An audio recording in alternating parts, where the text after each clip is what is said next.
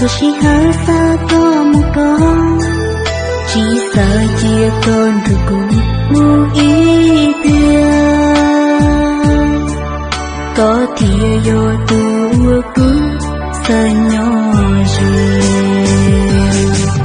cuộc sợ nhỏ đời có sợ mòn. Thôi chỉ hỡi xa mua có sự, chỉ sợ chia con rồi cũng muốn ý đưa.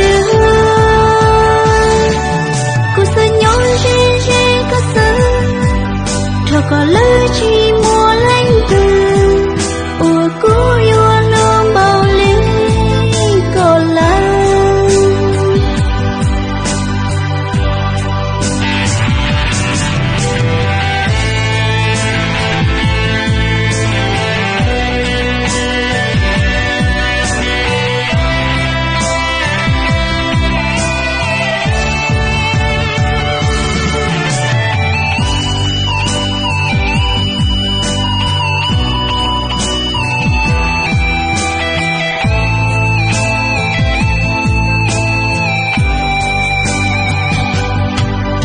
Sa nhon đời có sương đĩa, thu thu mô sa mua con gió, sa phương đời có ý ra ta mô ly.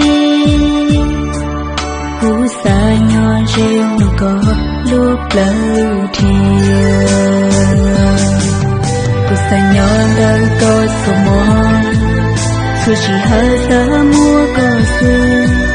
Chỉ sợ chia con rồi cùng muốn ít nữa.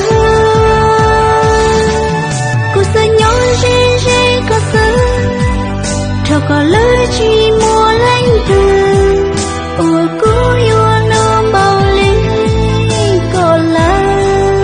Ủa cũ yêu nôm bao lý có lắm. Cô sợ nhỏ đời có ý sáng, thôi chỉ hỡi xa có một con, chỉ sợ chia con rồi cũng muốn ý đưa.